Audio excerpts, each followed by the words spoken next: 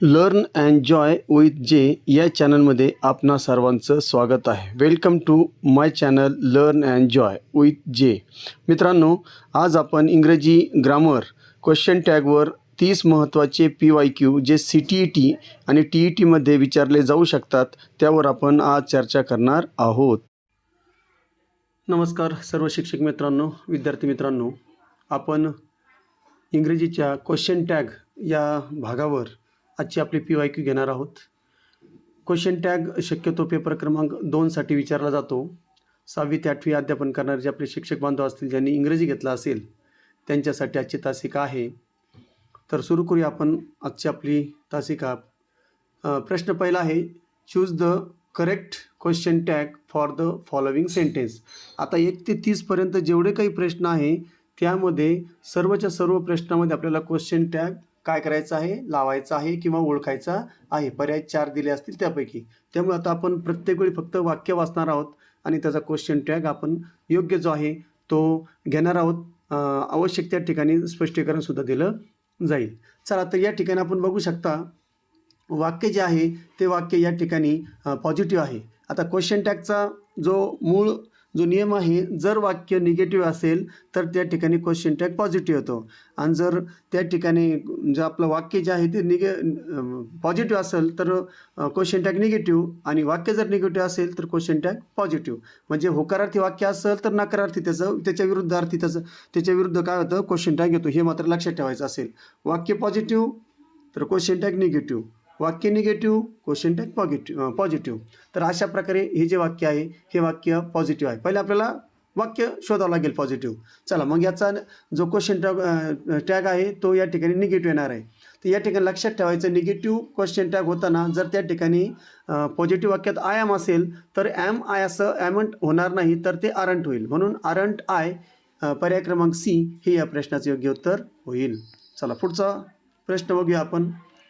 याचं let's go out for a walk in the evening.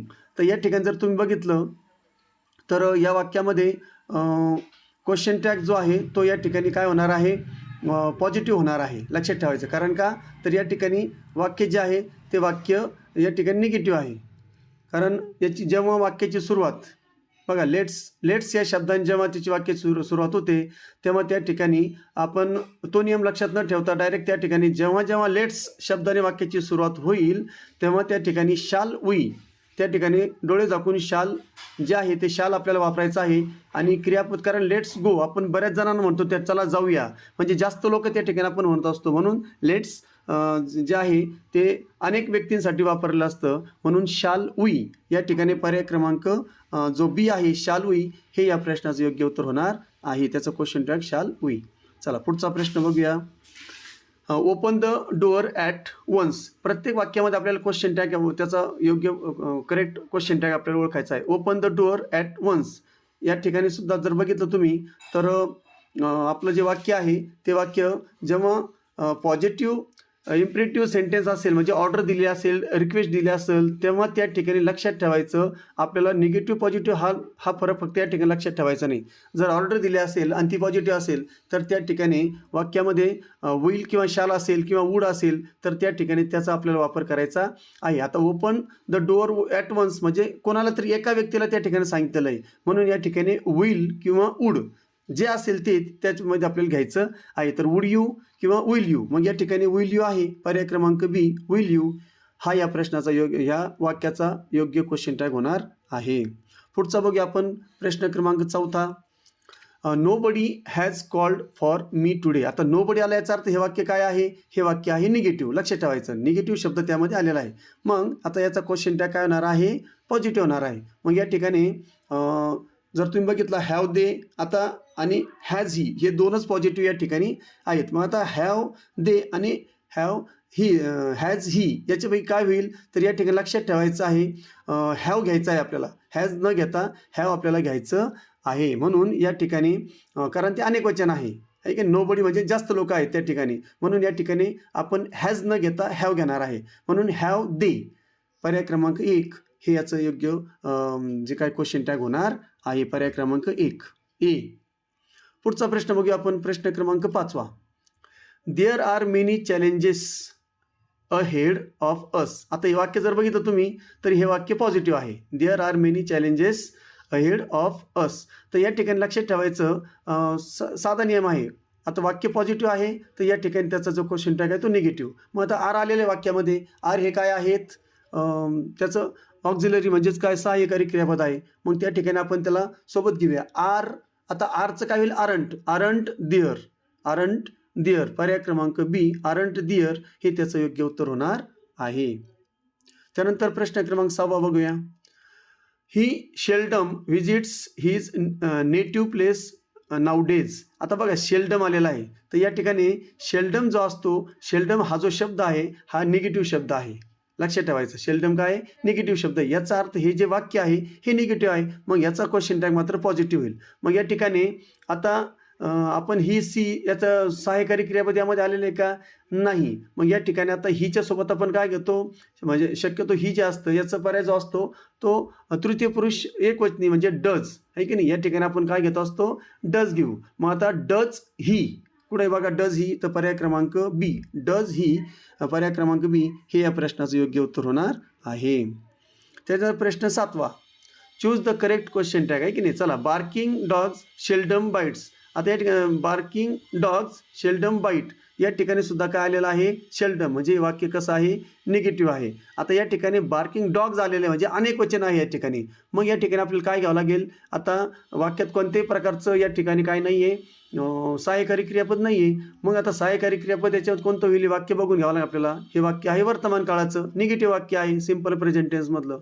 मग या ठिकाणी आपल्याला एक तर डू किंवा डज. आता या ठिकाणी डॉग्स आहे म्हणजे अनेक वचन आहे म्हणजे डू घ्यावं लागेल. मग या ठिकाणी डू दे, कारण ते जास्त आहेत म्हणून डू दे. कुठं आहेत तर या ठिकाणी पर्याय क्रमांक सी डू दे हे या प्रश्नाचं योग्य उत्तर होणार आहे. प्रश्न क्रमांक 8 बघूया.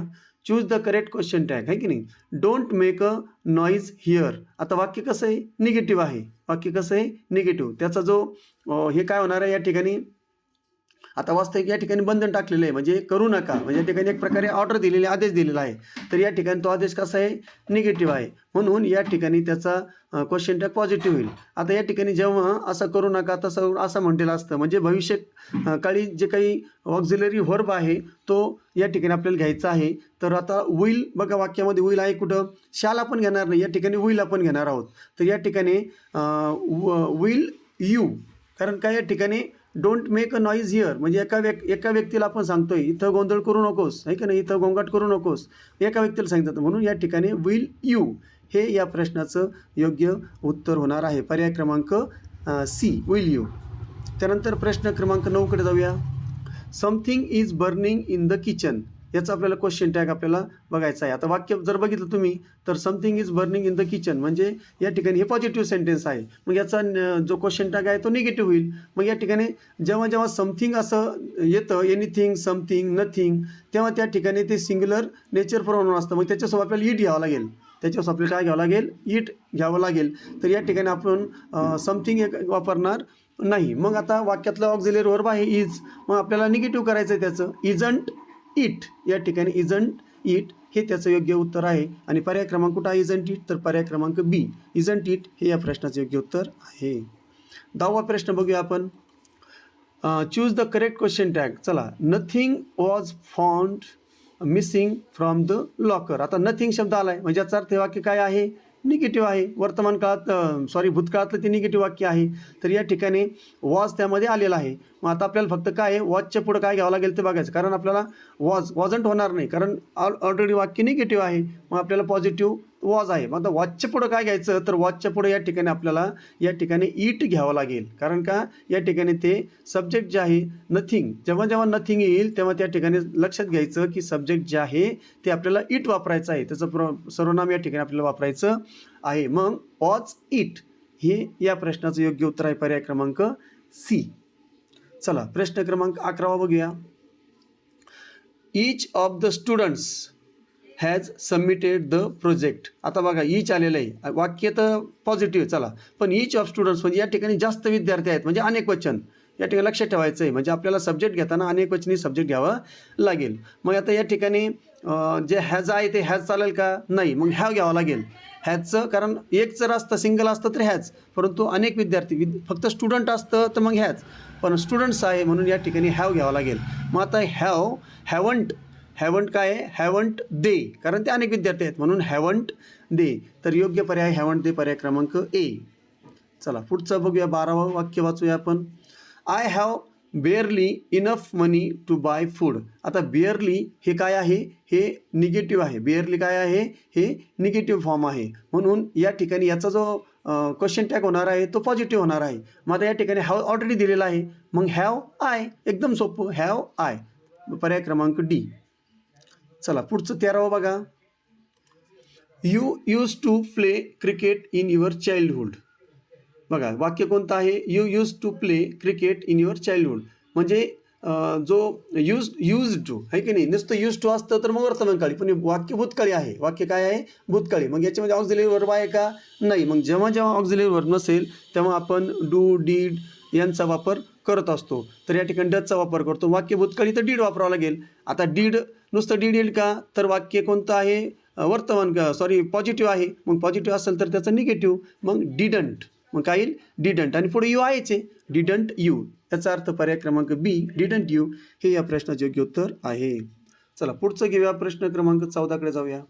Choose the correct question tag. Okay, let us finish this work now. आता पुन्हा एकदा लेटस आला बघा, लेटस आहे की मागाशी आलतं, तेव्हा या ठिकाणी आपण काय केलं होतं, विल घेतलं होतं आहे की नाही, will.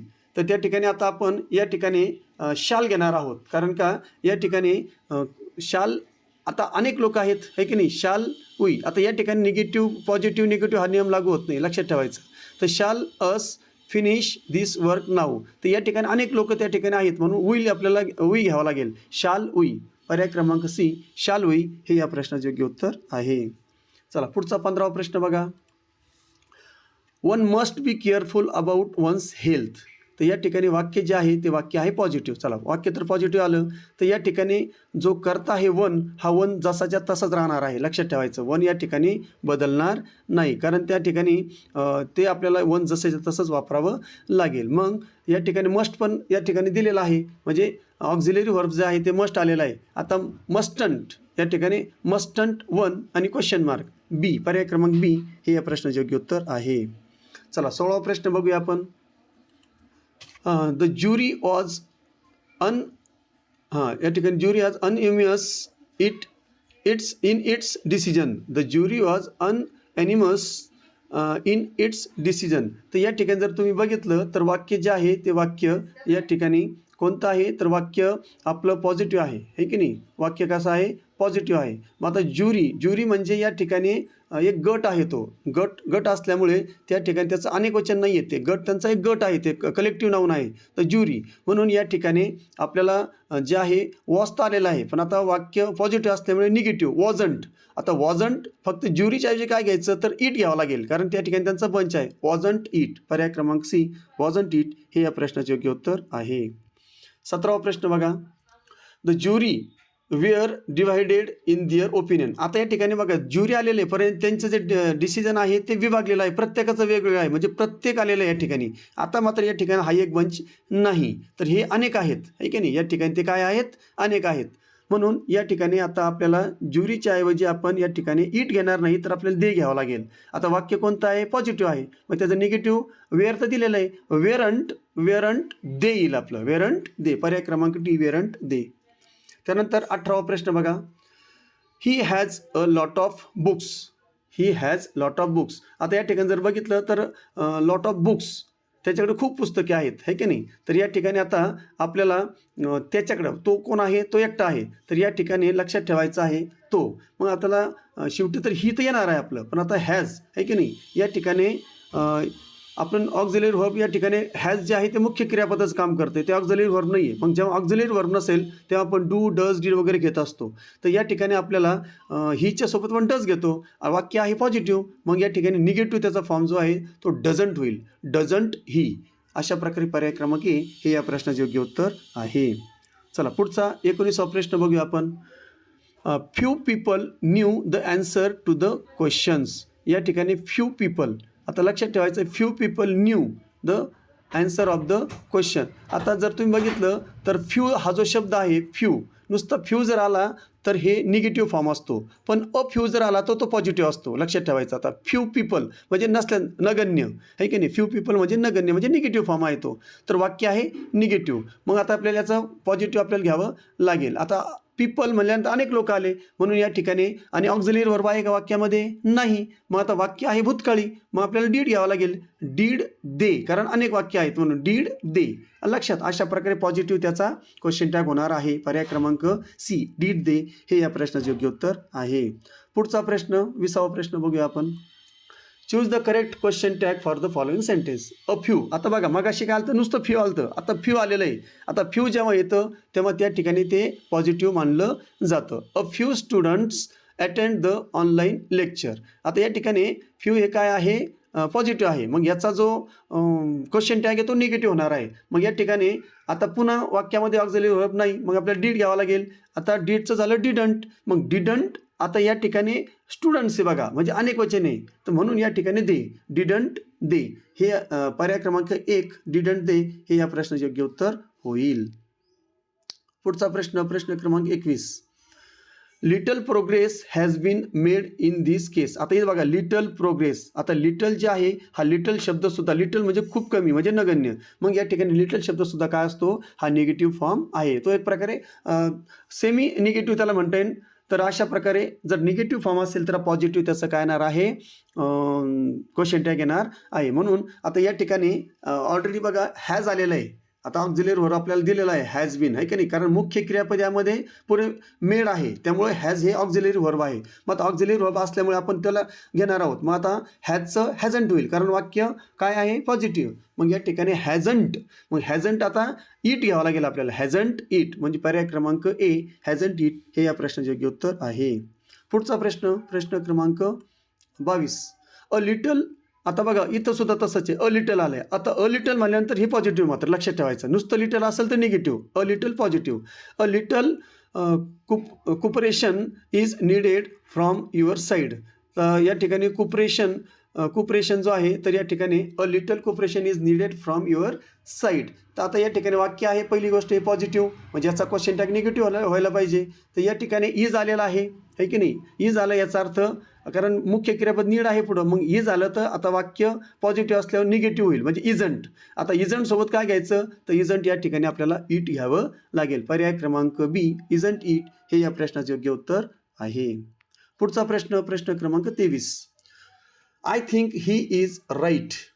I think he is right. तर या ठिकाणी लक्षात ठेवायचं, आता आय जो आहे तो वाक्याचा या ठिकाणी करता नाही आहे, त्याला वाटतंय तसं. मग वाक्य जे दुसरं जे कॉज आहे, ही इज राईट, हे लक्षात ठेवायचं, ही इज राईट. मग यामधलं जे इज आहे हे काय आहे? या ठिकाणी सहाय्यकारी क्रियापद आहे, आणि थिंक हे वाटणे हे या ठिकाणी मुख्य क्रियापद आहे. मग या ठिकाणी ही इज राईट. मग आता इजंट आहे की नाही, इजंट. मग आता इजंटच्या सोबत काय? आय नाही येणार, इजंट ही येईल. लक्षात ठेवायचं, इजंट ही. पर्याय क्रमांक बी, isn't he.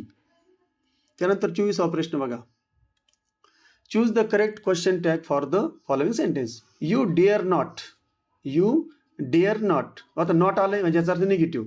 You dare not speak against the chief. तर या ठिकाणी डेअर जे आहे, तर डेअर हे सहाय्यकारी क्रियापद म्हणून काम करत आहे, म्हणून या ठिकाणी डेअर यू हे या प्रश्नाचं योग्य उत्तर आहे. पर्याय क्रमांक सी. त्यानंतर 25वा प्रश्न. Choose the correct question tag for the following sentence. चला बघा पुढचं वाक्य. She dares to face any difficulty. तर या ठिकाणी हे जे वाक्य आहे हे वाक्य मात्र पॉझिटिव्ह आहे. मग आता याच्यामध्ये आपल्याला काय करावं लागेल? आपल्याला याचं निगेटिव्ह फॉर्म बनवायचा आहे. तर या ठिकाणी डेअर्स आहे की नाही, तर या ठिकाणी डेअर जर तुम्ही बघितलं तर हे मुख्य क्रियापद याच्यामध्ये काम करते, ऑक्झिलरी व्हर्ब नाही. मग जेव्हा डेअर त्या ठिकाणी मुख्य क्रियापद म्हणून काम करत असेल तेव्हा आपण त्याला घेणार नाही. तर मग या ठिकाणी आपल्याला काय घ्यावं लागेल? आता शी सोबत आपण डज वापरणार आहे, कारण का वर्तमानकाळी वाक्य आहे. मग आता डज, आता वाक्य आहे पॉझिटिव्ह, मग त्याचं निगेटिव्ह होईल, डझंट शी हे या प्रश्नाचं योग्य उत्तर होईल. पर्याय क्रमांक ए, डझंट शी. चला 26वा प्रश्न बघा पुढे. This is your ultimate chance. आता this is your ultimate chance, मग वाक्य आहे पॉझिटिव्ह. ओके.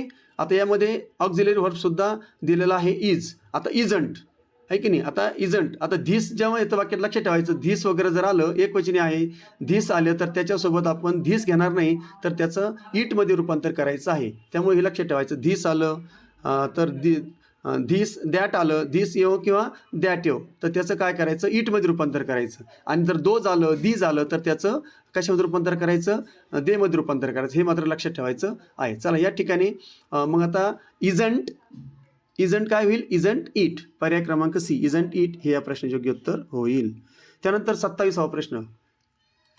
बघा दीज आले बघा. These are beautiful operational models. आता या ठिकाणी आर जे आहे ऑक्झिलरी व्हर्ब आहे आणि दीज आहे अनेक वचन आहे आणि वाक्य कोणतं आहे, वाक्य आहे पॉझिटिव्ह. आता निगेटिव्ह त्याचा फॉर्म होईल. मग आता आपल्याला या ठिकाणी आरंट, आता आरंट आणि दीज आहे म्हणून काय येईल, दे येईल. आरंट दे. अशा प्रकारे पर्याय क्रमांक डी हे या प्रश्नाचे योग्य उत्तर आहे. चला पुढचा प्रश्न बघूया.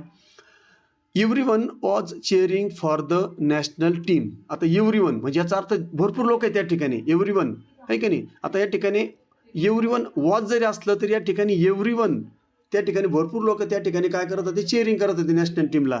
तर या ठिकाणी वेअर येईल. काय येईल, वेअर. वेअरंट कारण का पॉझिटिव्ह वाक्य आहे. वेअरंट दे कारण एव्हरीवन त्या ठिकाणी जे लोक आहेत ते जास्त होते, मग वाक्य आहे पॉझिटिव्ह, मग त्याचं निगेटिव्ह.